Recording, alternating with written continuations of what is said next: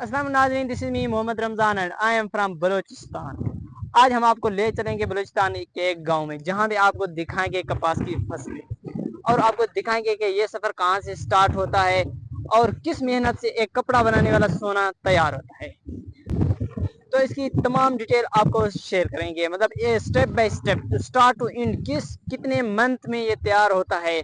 तो ये सफ़र कहाँ से स्टार्ट होता है, कहाँ पे एंड होता है, इसकी तमाम डिटेल, किस तरह पानी देना पड़ता है, किस तरह बीज उगा इसको लगाना पड़ता है, कहाँ से ले आते हैं, किस तरह ले जाते हैं, और कपास कैसे उगती है, कितने दिनों बाद उगती है, कितने दिनों बाद एक पानी देना पड़ता है, कितने टोटल पानी देने पड़ते हैं, किस तरह हल लगाने पड़ते हैं, तमाम डिटेल आपके साथ शेयर करेंगे।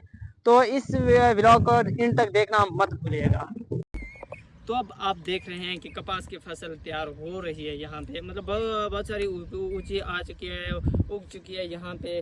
तो हम आपको बताएंगे डिटेल के साथ कि स्टार्ट से लेकर एंड तक क्या होता है। ये तो अब स्टार्ट से हम आपको दिखाते हैं, लेकिन क्या है कि यहाँ ये उग आई है। तो हम आपको वैसे बताते हैं। सबसे पहले हमें क्या करना पड़ता है, ले आना पड़ता है ट्रैक्टर, जो कि हल के साथ। सबसे पहले हमें क्या करना पड़ता है, 1.5 से 2 फीट नीचे खुदाई करनी पड़ती है, तभी एक कपास उगती है। उसके बाद 1.5 से 2 फीट उसकी खुदाई करते हैं। उसके बाद क्या करते हैं, चरियों वाला हल ले आते हैं।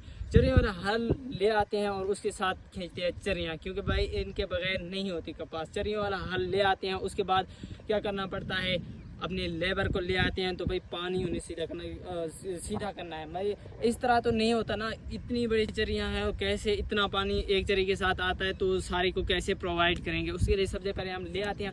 उसके बाद लेबर अपने ले आते हैं। तो जहाँ पे हमने पानी छोड़ना होता है उसको काटते हैं, सीधा करते हैं, चरियों को सीधा करते हैं। तो आहिस्ता आहिस्ता पानी लगता आता है। तो उसके बाद क्या करते हैं, मतलब अब चरियाँ भी लग चुकी हैं। तो उसके बाद क्या करते हैं, और ले आते हैं कपास का बीज भी ले आते हैं, और साथ ही 4 से 5 बंदे 6 बंदे उसके साथ होते हैं हमारे पास।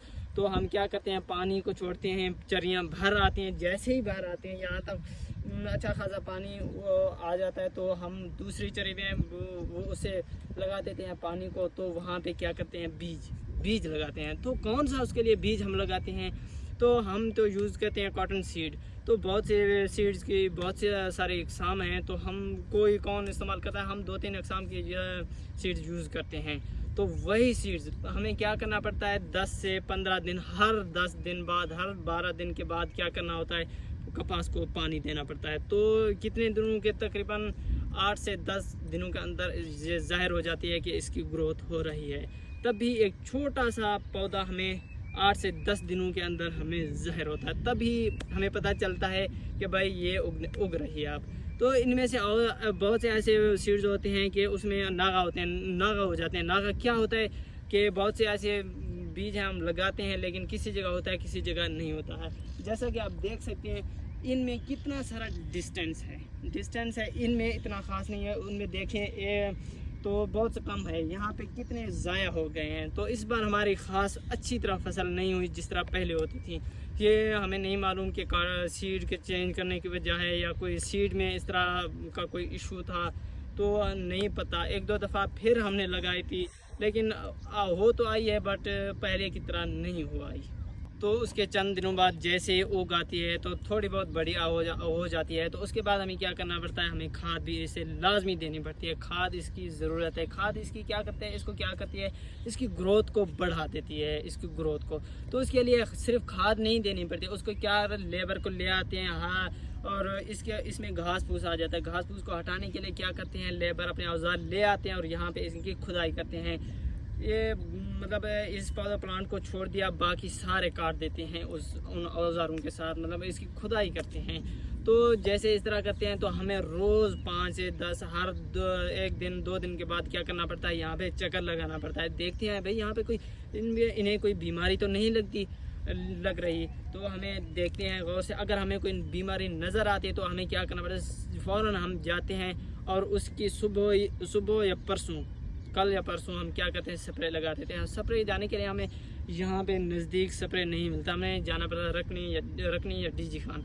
वो हमसे तकरीबन 30-35 किलोमीटर रकनी यहाँ से दूर है। तो हमें काफ़ी दूर सफ़र करना पड़ता है, क्योंकि यहाँ पे नहीं मिलते। तो इसी वजह से आपको बताया पिछले व्लॉग में कि हम लोग कितने डिफ़िकल्ट का शिकार हैं।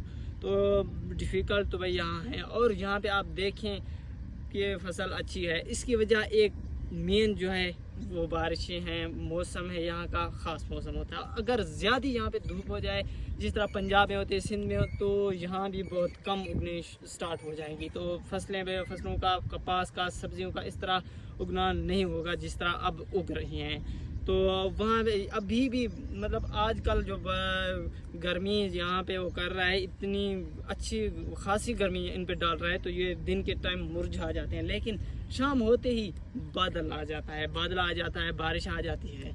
तो अभी भी आप देख सकते हैं अच्छी खासी थोड़ी बहुत बारिश हुई है। तो बारिश अच्छी खासी हुई है, अभी ये भी तरोताज़ा हो गए हैं। अभी कल के परसों इसे पानी भी दिया गया है, हमने दिया था अपने कपास को। तो इस तरह ये हर 10 से 12 दिन के बाद इसे पानी देना पड़ता है, तभी ये इसकी ग्रोथ में इजाफा पड़ता है।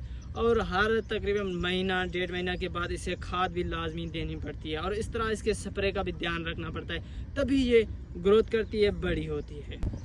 तो उसके बाद कॉटन कितने मंथ्स में तैयार होते हैं, कितने टाइम में तैयार होते हैं? कॉटन को लगते हैं तैयार होने में 5 से 6 महीने। जैसे ही कॉटन तैयार हो आती है तो उसके बाद हमें क्या करना पड़ता है? कॉटन तैयार हो आई है तो उसके हम मशीन के साथ उसको निकालते हैं या हाथों से, तो आप ये बताते हैं। उसके बाद हम क्या करते हैं? लेबर ले आते हैं, हमारे वही लेबर होते हैं। तो हम क्या करते हैं कि उसी